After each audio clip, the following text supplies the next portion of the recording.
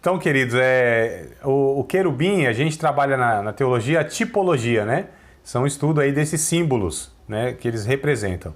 Então, na tipologia dos evangelhos, né, o que representa cada um dos evangelhos, pelas características, né, a gente pega aí esse rosto do querubim, lá do capítulo 1 e capítulo 11 de Ezequiel. Parece a descrição, né, como esse ser angelical que tem 4 rostos, né? Rosto de leão, o rosto de um novilho, né? Rosto de homem e rosto de uma águia voando, tá? Essa é a sequência aqui, ó. Então, Mateus, né? O rosto do leão, que representa o evangelho de Mateus, o leão, Jesus como sendo esse rei.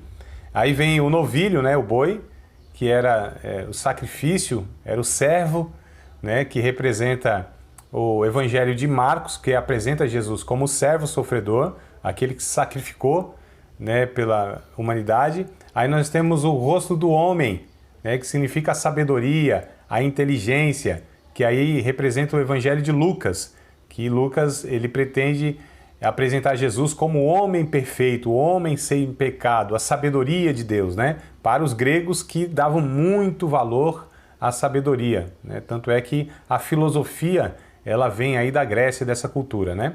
E nós temos então a águia voando, que representa, no caso, o Evangelho de João, que fala desse Jesus que é Deus, que veio dos céus, né? A águia, aquela que voa nas maiores alturas. Então a gente tem aí essas representações. Tranquilo? Anotaram? Posso prosseguir então, amados? Vamos lá. Então, abrindo aí o Evangelho segundo Mateus, né? Nós vamos estudar agora Evangelho por Evangelho, nas suas características. Vamos fazer um apanhado geral, uma abordagem panorâmica, né? Como eu disse. Então, o Evangelho de Mateus, como eu falei, já começa então nessa genealogia, né? Aqui, ó, o capítulo de número 1, livro da geração de Jesus Cristo, filho de Davi, filho de Abraão.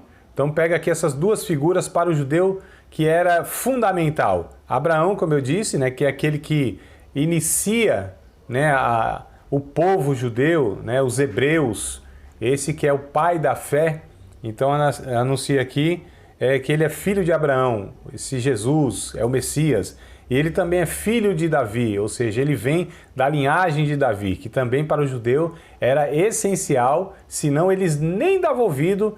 Esse aqui é o Messias, veio de Judá? Não veio. Então esquece que a gente tem profecias que dizem para nós que ele precisa vir da linhagem de Jessé, né? Da tribo de Judá. Tem que ser filho de Davi, ou seja, tem que ser descendente de Davi. Então é por isso que ele já começa assim, apresentando Jesus. E aí traz então toda a família, né, que Jesus pertenceu. E aí já fala aqui do nascimento de Jesus ainda no capítulo de número 1. E é bem interessante aqui, amados, que aqui ele vai falar no verso de número 23, olha que coisa interessante. Capítulo 1 de Mateus, verso 23. Eis que a virgem conceberá e dará à luz um filho, e ele será chamado pelo nome de Emanuel, que traduzido é Deus conosco. Então olha aqui, ó, citações do Antigo Testamento. Isso aqui é Isaías capítulo 7, verso de número 14, né? Então percebo que ele sempre vai falando de Jesus baseado no Antigo Testamento, né, para ratificar, aí para dar crédito à sua mensagem para o público judeu. Isso aqui para os gregos, para os romanos, não era uma coisa a ser, não era necessário ele falar, tá? Eles não precisavam dessas informações. Para eles isso aqui não era nem entendido, eles não conheciam o Antigo Testamento, né? Não conheciam os profetas. Então os romanos, os gregos, para eles isso aqui era inútil, era sem sentido. É por isso que Mateus escreve e traz essas informações, porque para o público que ele quis alcançar, isso era fundamental.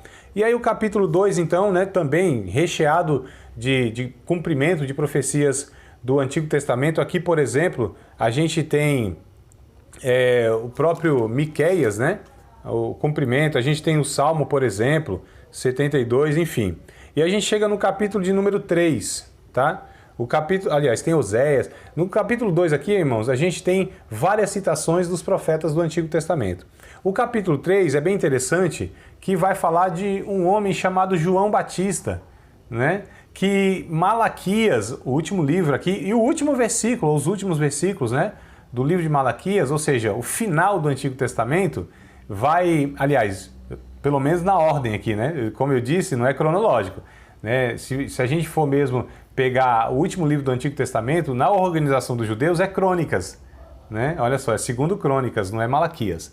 Mas aqui Malaquias, ele vai falar sobre o Elias que viria, aquele que viria para aplanar o caminho do Senhor. E aí vem João Batista, né? Que é esse que veio no espírito e no ministério, né? Semelhante ao profeta Elias, denunciando o pecado de Israel, né, sendo duro nas suas palavras. Então ele tem as características de Elias, não que ele era o Elias encarnado, ou reencarnado, não é isso, né, amados? Mas, inclusive, foi até perguntado para ele, você é o Elias? Ele disse, eu não. Você é o Cristo? Ele disse, eu não. Quem é você? Eu falei, eu sou a voz que clama no deserto, né? Então até os judeus lá, até o povo tinha dúvida. Tu é o Elias? Você veio mesmo, é o Elias? Ele falou, não sou eu não. E nem muito menos o Cristo, né? Eu não sou nem digno de abaixando eu desatar as sandálias dele, que é muito mais poderoso do que eu. Importa que ele cresça e que eu diminua. Então João Batista sabia quem ele era o precursor de Jesus. Ele é aquele que viria para preparar o coração de um coração de um povo bem disposto, ou preparar uma disposição que esse povo teria para receber o Messias. Ele é aquele que veio, né, para reconciliar os filhos aos pais, os pais aos filhos, é o que está escrito a respeito de João Batista. E João Batista é o primo de Jesus, né? É bem interessante aqui a gente ver no capítulo 3, né, que ele batiza Jesus. E quando ele vai até Jesus, ele sabe quem é Jesus. Ele não conhecia ele como o Messias. Foi preciso Deus dar um sinal, embora eles fossem primos, né? Deixa eu ver se está ali. Tá. Então, queridos, a gente vê aqui no Evangelho de Mateus, a respeito de João Batista, embora eles fossem primos, né? Primos mesmo, eram parentes mesmo, ele não conhecia Jesus como o Messias. Foi preciso, e a gente vê essa informação lá no Evangelho de João.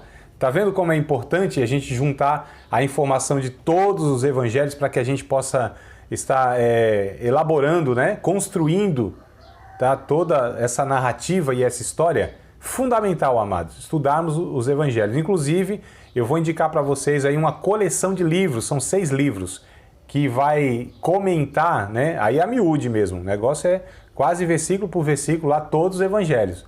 E eu acredito que vocês vão aí ser muito abençoados se adquirirem esses livros aí. Então vamos lá. A gente vê aqui que Jesus vai até João Batista, e aí João Batista, já conhecendo ele como o Messias, né? E ele diz, não, sou eu que preciso ser batizado por ti, não eu vou te batizar. E aí Jesus diz, não, faz isso agora só por um pouco tempo, né? Para se cumprir a justiça de Deus. Então ele é batizado por João Batista. João Batista, ele é preso, né? Jesus só começa o seu ministério após o batismo e a prisão de João Batista, tá certo? Inclusive o próprio João Batista, quando ele esperava também de Jesus, ele tinha expectativas de Jesus, né, que ele ficou em dúvida. Olha que coisa interessante, queridos. Muitas vezes, nós, inclusive, esperamos de Jesus aquilo que ele não vai corresponder. Porque Jesus não é alguém que pretende corresponder às nossas expectativas. Ele é Deus, tá certo? Ele não vem para agradar um ou outro. Ele não vem para atender ou preencher as nossas expectativas.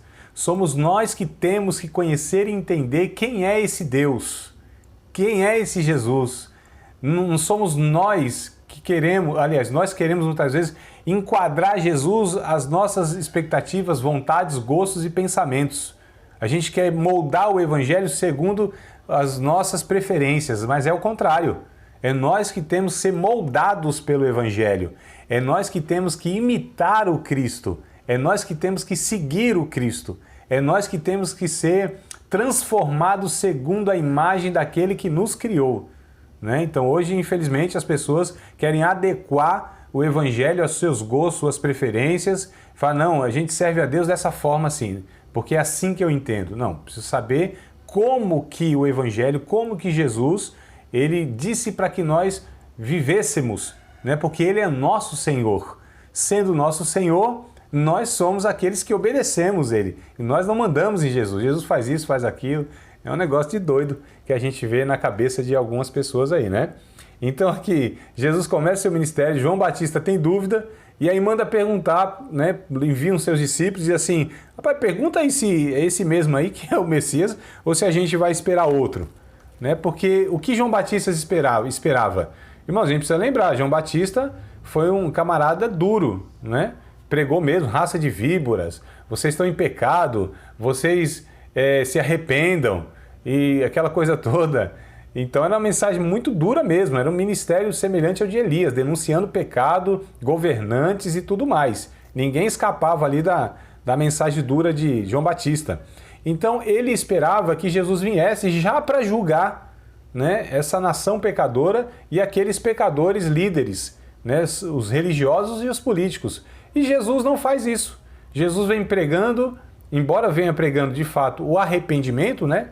A frase é bem parecida, é a mesma de João Batista e Jesus, ou seja, arrependei-vos e crede no Evangelho, só que Jesus vem falando sobre a salvação, sobre o perdão dos pecados, sobre a regeneração, sobre uma segunda chance para o pecador. Ele vem curando os enfermos, ele vem pregando o Evangelho aos pobres. É isso que Jesus diz para os discípulos de João Batista. Quando eles perguntam assim, Senhor, o João Batista pediu para a gente perguntar se o Senhor é o Cristo mesmo, se a gente espera outro. Jesus não responde nem que sim, nem que não. Ele diz assim, vai e fala para João Batista aquilo que vocês estão vendo, que o reino de Deus é anunciado aos pobres, os coxos são curados, né? Os cegos são a vista recobrada. Então fala para ele isso aí. Olha que coisa interessante, né? Então aqui no capítulo 4, depois de Jesus descer as águas, ali ser batizado, e ele se identifica com o pecador, é muito interessante isso. Para o judeu também, já havia, né? O judeu já desde o Antigo Testamento, um ritual de batismo, era uma espécie de purificação mesmo, cerimonial. Então o batismo não é uma coisa nova, né? Que João Batista batizava mais do que todo mundo, tanto é que ele é João o Batista. Não é que o sobrenome dele era João Batista, né? Estava lá no RG de João Batista, não era isso. É que ele era João que batizava, então ele era João o Batista, né? Mas já havia essa prática aí em Israel. Jesus precisaria se batizar? Não, claro que não. Porque o que é o batismo cristão? É a declaração pública, né? O reconhecimento público daquilo que já aconteceu na nossa vida, ou seja, a regeneração, o novo nascimento. Estou declarando publicamente que Jesus é o meu Salvador porque eu era pecador. Jesus não precisa se batizar nesses moldes, nesse sentido. Jesus não é pecador, ele não precisa de um Salvador, é ele que é o Salvador. Mas ele se batiza para se identificar com os pecadores. Olha que coisa interessante, né? Então Jesus é esse Deus que ele se aproximou tanto de nós que ele se identificou conosco. Então ele participou do batismo, ele foi batizado de João Batista para cumprir então toda essa justiça de Deus, né? Bem interessante observarmos isso.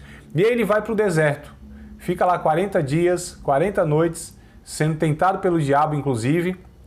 E então depois desses 40 dias e 40 noites ele volta, né, para a cidade aqui de Jerusalém. E chegando lá, o capítulo 4 vai falar que ele entra no templo, né? Ele vai para a cidade santa, entra lá no templo e começa então a pregar o evangelho, a percorrer todas as cidades ali de Israel, e a sua fama vai correndo. Então o Mateus ele vai mostrando aqui que Jesus veio de fato para pregar o evangelho do arrependimento, né? Curando enfermos, ou seja, ele vem mostrando os sinais do Messias.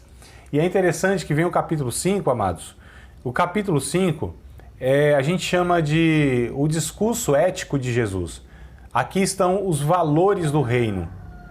Esse discurso de Jesus, o Sermão do Monte, não é só o capítulo 5, tá? O Sermão do Monte é o capítulo 5, 6 e 7.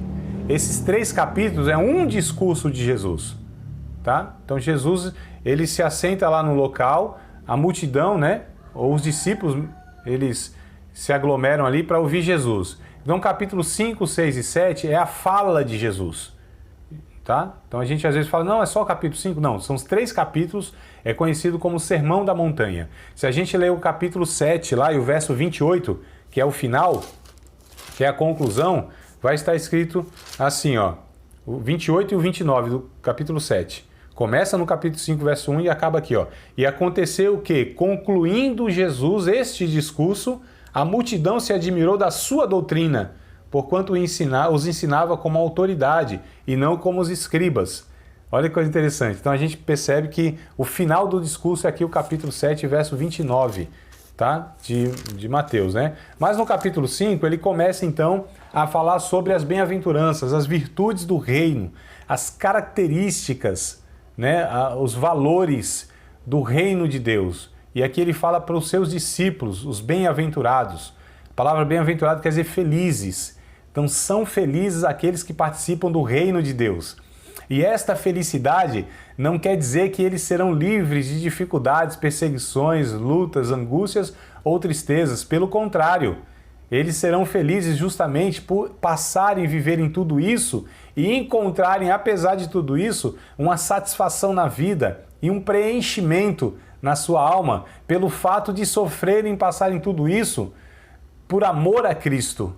É bem interessante. Então, Jesus ele vem falando aqui, né, do seu discurso, que é a mensagem que traz o conteúdo das virtudes do reino de Deus. Quem é bem-aventurado? É o que chora, é o que sofre. A tristeza é essa bem-aventurança? Não. Qual que é a bem-aventurança? É porque na tristeza serão consolados, né? Quem são bem-aventurados aqui, ele diz? São os pobres de espírito. Ele está falando que a pobreza, a miséria, o contar moedinha no fim do mês, isso é vantagem? Isso é louvável? Não. Ele está dizendo que aqueles que reconhecem que são miseráveis espiritualmente e que não têm condição, recurso, que não bancam a sua vida e a sua salvação, esses são felizes, porque eles reconhecem que precisam de Deus, né? Ele vai falar aqui, ó, bem-aventurado, verso 6, os que têm fome e sede de justiça, porque eles serão fartos.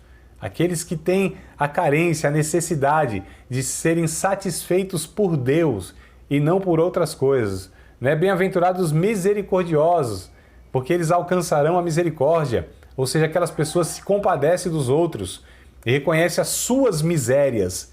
Esses serão bem-aventurados, né?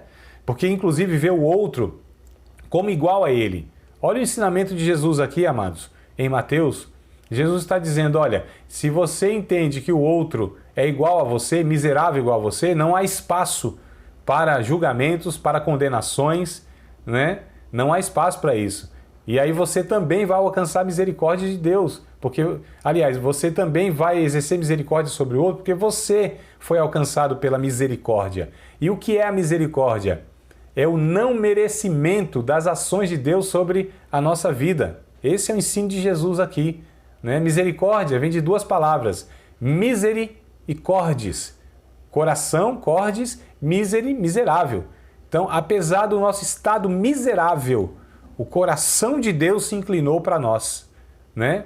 Nós não tínhamos nada, nós somos miseráveis. Martinho Lutero disse que nós somos como mendigos, vivendo as migalhas de Deus. Falando em Martinho Lutero, amados, eu não sei se vocês sabem, mas hoje, 31 de outubro, é comemorado, é celebrado o dia da Reforma Protestante. Algum de vocês sabia dessa informação ou não? Sim? As redes sociais aí, né? Deve estar borbulhando aí da Reforma, né? Comemoração. 503 anos. Então, enquanto aí uns pensam que se comemora hoje a festa do Halloween, para nós cristãos é a comemoração da Reforma Protestante, feita lá em 31 de outubro de 1517 por Martinho Lutero, né? Então, Martinho Lutero ele tem essa frase, nós somos como mendigos de Deus, vivendo de suas migalhas.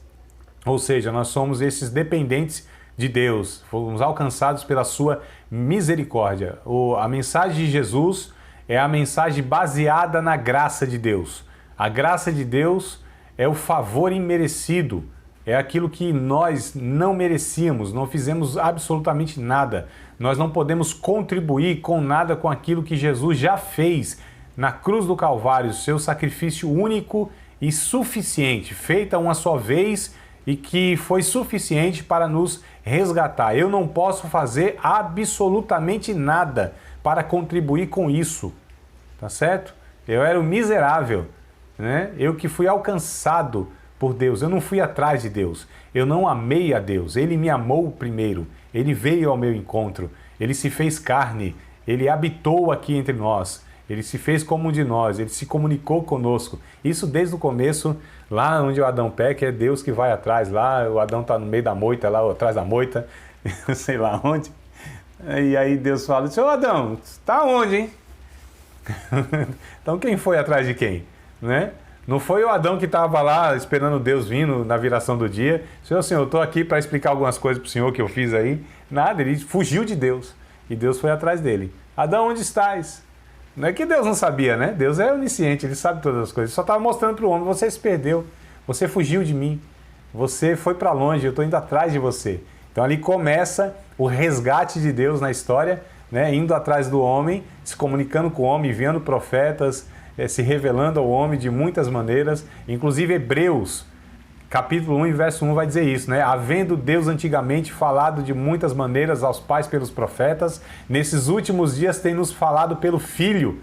Ele é a expressa imagem da sua pessoa. Então Hebreus capítulo 1, verso 1 e verso 2 está escrito isso. Então Jesus é a comunicação máxima, é a expressão máxima, é a revelação máxima de Deus para nós, seres humanos, tá? Não há outra comunicação mais explícita, mais completa, tá? E mais próxima que Deus fez conosco. Não há, amados. Não tem como. Jesus é a revelação maior. Jesus é o próprio verbo de Deus, é a fala de Deus, é a palavra de Deus, é a verdade de Deus.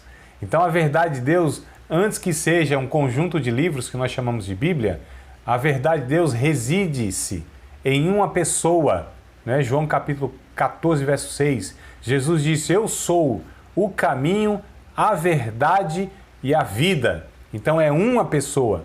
A vida eterna não está apenas em uma mensagem, porque essa mensagem aponta para uma pessoa, que é o próprio Cristo, né? Vocês lembram de João, lá no capítulo 6, quando Jesus fez um milagre lá e multiplicou um monte de pão, aí depois deu um discurso duro, né?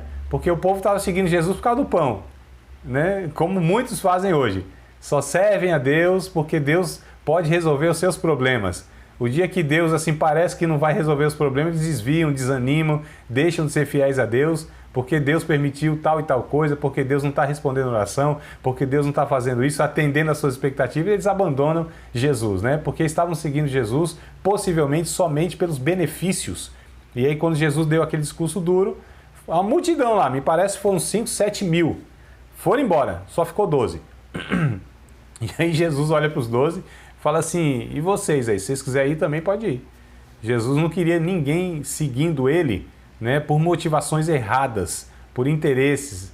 Jesus queria que as pessoas o seguissem pelo entendimento de quem ele era e não do que ele podia fazer.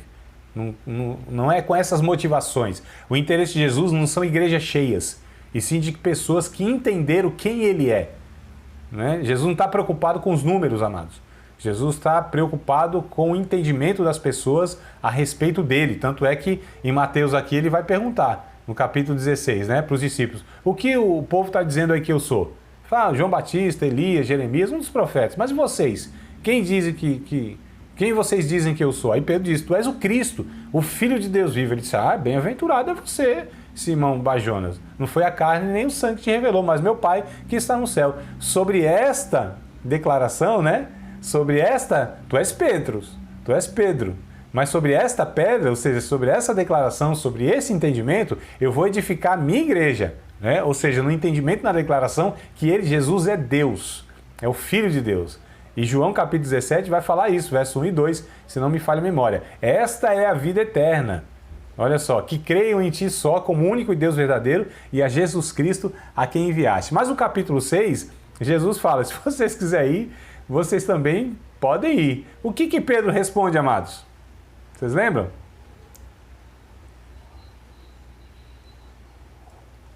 Não ficou tão claro, eu não consegui ouvir. Alguém pode... Será que foi isso? Será que eles responderam para onde iremos nós? Vamos ler o capítulo 6, verso 68? João 6 e 68. Vamos lá, a gente está aqui para aprender, né? É uma escola, né?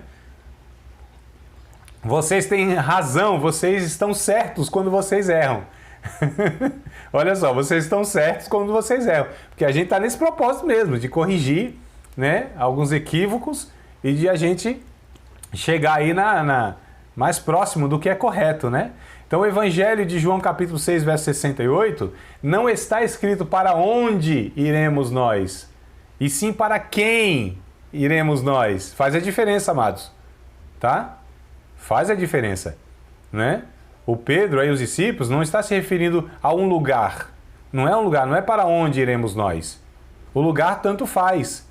Tanto é que em João capítulo 4, a mulher samaritana pergunta para Jesus: onde é o lugar, Senhor, de adoração? Aqui em Gerizim ou em Jerusalém? O que Jesus responde? Nem aqui, mulher, nem neste monte e nem em Jerusalém. Porque o Pai procura aqueles que o adoram em espírito e verdade, porque Ele é espírito. Então, a adoração, não é? A verdade não está em um lugar, e sim em uma pessoa, como eu disse aqui. Então, para quem iremos nós? Só Tu, Jesus, tem as palavras de vida eterna. Então, não é lugar, não é assembleia, não é batista, não é presbiteriana, tá certo? Não é quadrangular, não é Brasil para Cristo, não é lugar nenhum. Está em Cristo, em Jesus, é na pessoa de Cristo. Nós servimos e adoramos, tá certo? E consideramos uma pessoa que é a fonte de vida eterna, não é um lugar. Porque esse Jesus, ele está em todos os lugares. Esse Jesus é Deus e Criador de todas as coisas. E a adoração se dá em todos os lugares, inclusive também no espaço que vocês estão, né? Que vocês decidiram se organizar aí e colocar um nome lá para identificar qual é o nome aí da instituição religiosa de vocês, né? Como tem a minha aqui, como tem outra lá, mas não são nesses lugares, é em uma pessoa. E aí pode ser em qualquer lugar, inclusive nesses lugares que a gente concordou em se reunir alguns dias da semana. Estão entendendo, amados? Qual é o ensino bíblico, né? E a gente precisa ter isso de uma forma muito equilibrada, senão a gente volta nos moldes da religião de Israel, achando que tem dia sagrado, lugar sagrado e pessoas sagradas. Não tem mais isso, tá certo? Jesus é o único, e pelo único, Jesus, aliás, o único caminho que nós vamos a Deus, todos nós. Então esse é o ensino, inclusive de Mateus aqui, que Jesus traz, né? É por Ele, é nele que todos têm acesso ao Pai, porque ele disse, olha, arrependei-vos e crede no Evangelho, né? Porque o reino de Deus está próximo. E esse reino de Deus próximo não é porque está por vir, é porque agora ele é acessível. Porque antes, no Antigo Testamento, o povo para se achegar a Deus tinha que ter o lugar certo, tinha que ser Jerusalém, não podia ser outro lugar, tinha que ser no Templo de Jerusalém, tinha que ser um dia específico, né? Tinha que ser o sábado, tinha que ser por um sacerdote, uma pessoa específica. Não era todo mundo que entrava no Santo do Santo lá não, ou no pátio lá, no tabernáculo, ou no templo, enfim. Era só o sacerdote, tinha que ser da tribo de Levi. Se alguém quisesse se aproximar de Deus, tinha que ir até essas pessoas ou essa pessoa, tinha que ter todo um ritual, um cerimonial, né? Não podia ter tocado em morto, não podia ter sangramento, não podia estar com lepra, não podia estar enfermo, tinha que oferecer tal sacrifício correspondente a tal pecado, tinha que ser lá um período, né? Ou seja, tinha todo umas exigências para se achegar a Deus. Então, eram poucas pessoas, inclusive, que tinham esse acesso em falar com Deus. Sacerdote e profeta. Eram as únicas duas figuras, né? O profeta era a boca de Deus se comunicando com o povo e o sacerdote era o povo se comunicando com Deus. Então, nós tínhamos essas duas figuras. Inclusive, o Espírito Santo, ele se limitava nessas poucas pessoas. Mas no Novo Testamento, em Cristo, primeiro, todos, sem exceção, amados, chegam-se a Deus em qualquer lugar. Todas as pessoas, por meio de Cristo, têm acesso ao Pai. Nem mais e nem menos. eu não tenho mais e ninguém tem menos. Ninguém tem mais e eu não tenho menos. Novo convertido ou não, pastor ou não, conhecendo a Bíblia ou não, ter vida de oração intensa ou não, todos os pecadores invocando o nome de Cristo, chega-se a Deus. Hebreus capítulo de número 10, verso 19, 20, 21, 22 e 23. Vamos ler o texto, amados? Bora lá? Olha só como diz aqui esse texto que eu acho ele, assim, libertador, tá? Porque infelizmente nós temos Hebreus, né? Hebreus, capítulo 11, capítulo 10, melhor dizendo, verso de número 19 até o 23. Estão acompanhando aí, queridos? Isso. 19 até o 23 eu quero ler com vocês. Se vocês puderem me acompanhar aí, tá? Aí com os olhos, né? Peço que vocês me ouçam aqui e compare aí. Inclusive se tiver outras versões, tá? Mas a ideia é a mesma. Capítulo 10 de Hebreus, lá no finalzinho da Bíblia, né? Capítulo 10 de Hebreus, versículos de número 19 até o 23. Olha. Tendo, pois, irmãos, ousadia para entrar no santuário pelo sangue de Jesus, pelo novo e vivo caminho que ele nos consagrou, pelo véu, isto é, pela sua carne, e tendo um grande sacerdote sobre a casa de Deus, cheguemo-nos, pois, com verdadeiro coração e inteira certeza de fé, tendo o coração purificado da má consciência e o corpo lavado com água limpa, retenhamos firmes a confissão da nossa esperança, porque fiel é o que prometeu. Olha o que o texto vai dizendo. Todos nós temos que ter ousadia para entrar no santuário de Deus, na presença de Deus, pelo sangue de Cristo, o verdadeiro caminho que nos foi, que nos conduz, né? Nós não lemos o João 14,6? Jesus disse assim, olha, eu sou o caminho, a verdade e a vida. Percebam, queridos, o detalhe. Jesus não disse assim, eu sou o caminho, a verdade e a vida, ninguém vai ao Pai a não ser por mim. Jesus não disse isso. Jesus disse, ninguém vem ao Pai se não for por mim. Perceberam a diferença? Olha que coisa interessante, né? Ele poderia dizer, e nós até diríamos, ninguém vai ao Pai. Um caminho conduz. Ele não, ele é o próprio caminho. Ele é o próprio Deus. E nele nós nos relacionamos com o Pai e com o Espírito Santo.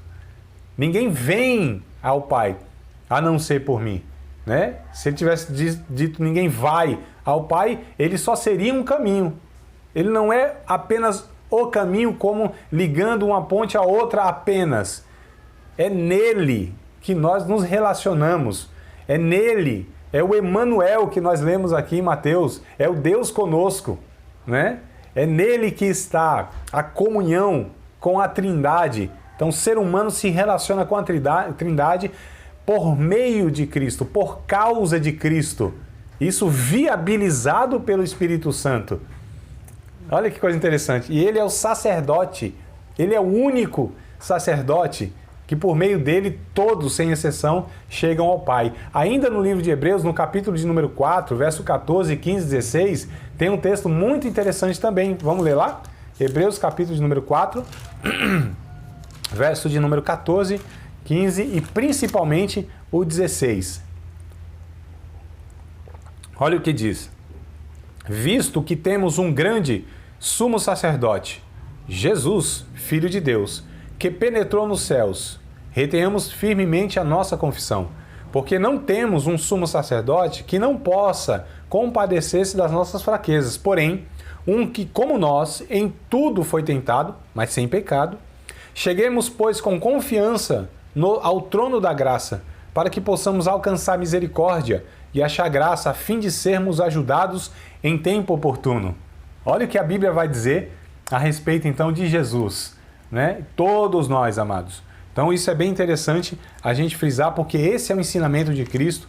E aqui em Mateus, né, no Sermão do Monte, ele vai ensinar isso para nós, que ele é o único caminho e que por ele nós temos as bem-aventuranças. Então capítulo 5, ele vai falar a respeito disso, ele vai falar ainda no verso 13, 14, 15, 16, do Mateus capítulo 5, né, nós estamos estudando Mateus. Vai falar ainda a respeito de quem os discípulos dele devem ser.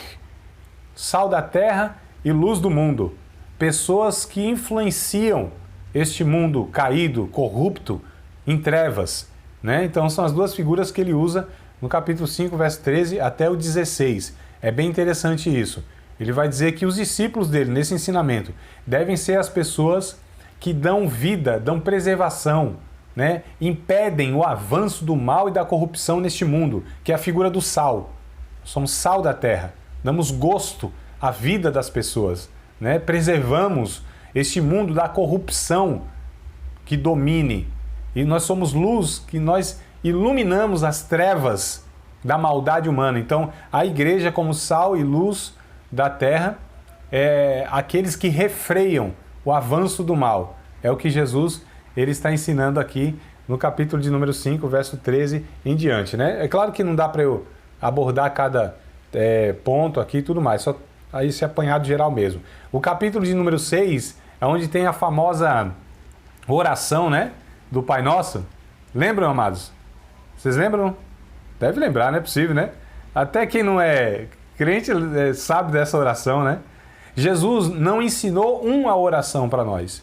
Ele nos ensinou como orar, tá? É diferente. Ele não ensinou uma oração, senão seria uma reza, né? Pai Nosso que está no céu, santificado, aquela coisa. Até pode recitar, não tem problema. Mas ele não ensinou uma oração, e sim como orar, como se relacionar com Deus. Pai Nosso que estás no céu. Olha só. Santificado seja o teu nome. Não é isso? Eu até ia pedir para vocês repetir aí um trechinho para ver se vocês fizeram a lição de casa. Pai Nosso que estás no céu.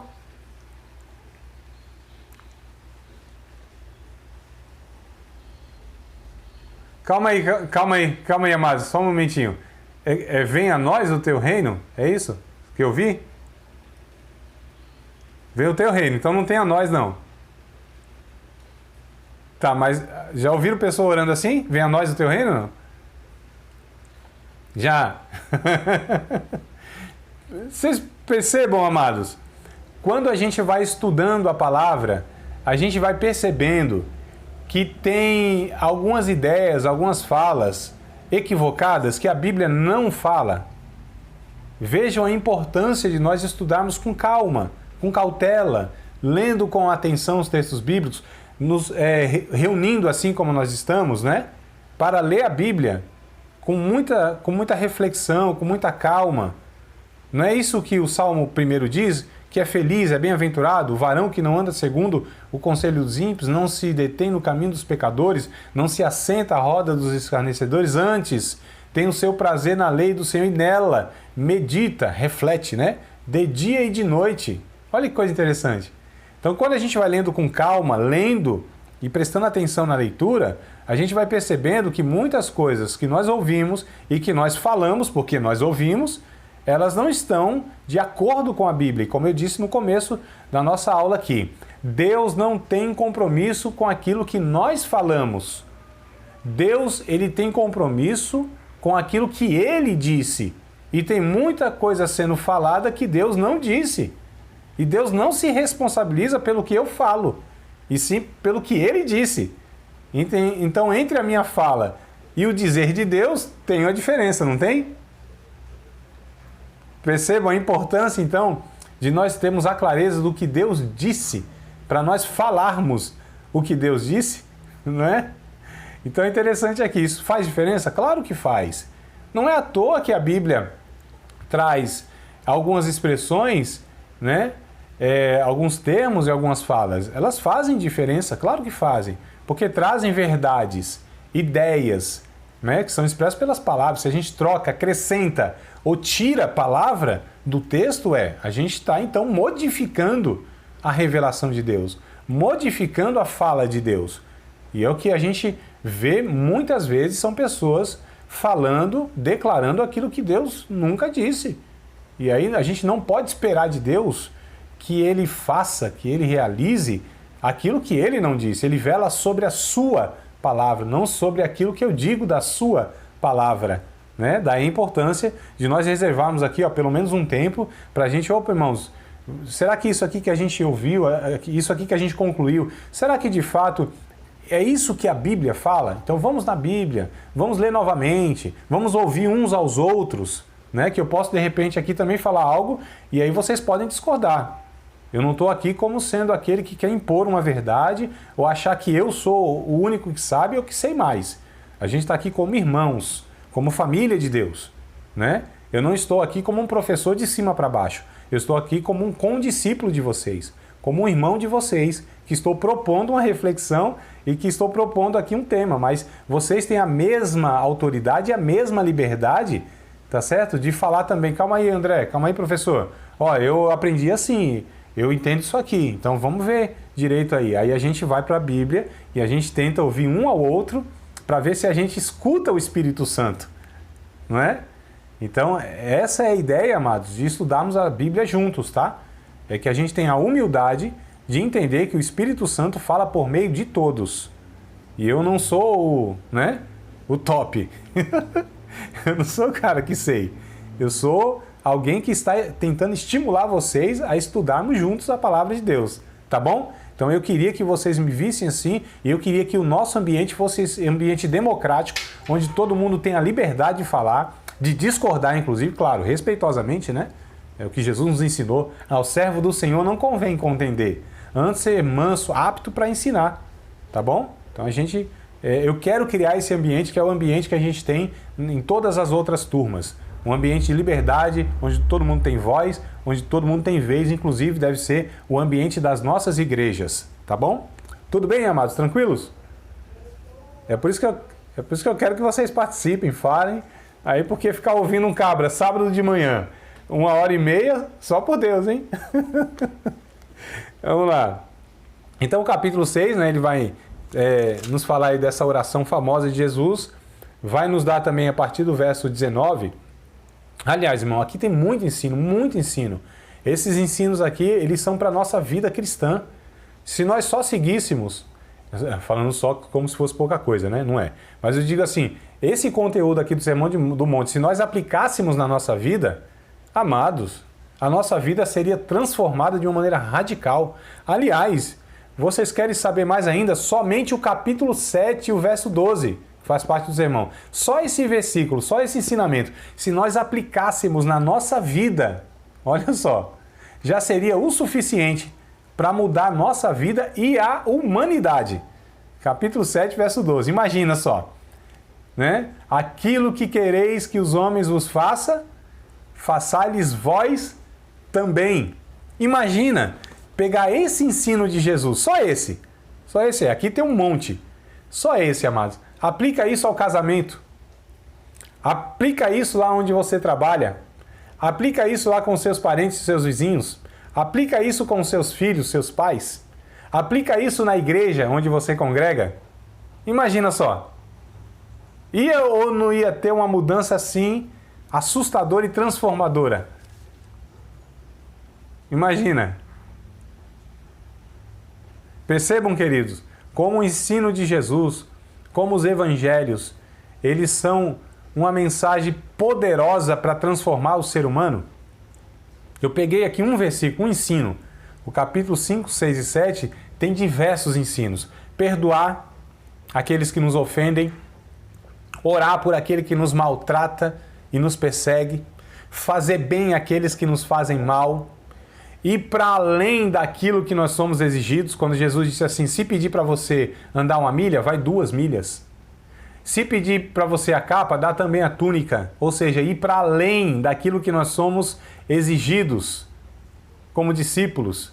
Porque o discípulo de Cristo, que faz somente o que Cristo mandou, é inútil. Olha só. Faço tudo, procuro fazer aquilo que Jesus ensinou. É inútil. Nós temos que ir para além disso. A gente precisa transbordar em graça, superabundar em graça. A gente precisa esbanjar as virtudes do reino de Deus, não é? Não só como um religioso que quer fazer as coisinhas certinhas lá, mas como um ser humano que transborda o Espírito Santo, a vida abundante que Jesus disse que nós teríamos se crêssemos nele. Vocês percebam como a gente tem aqui, então, uma mensagem poderosa? Queridos, eu quero abrir aqui para que vocês falem alguma coisa se quiserem.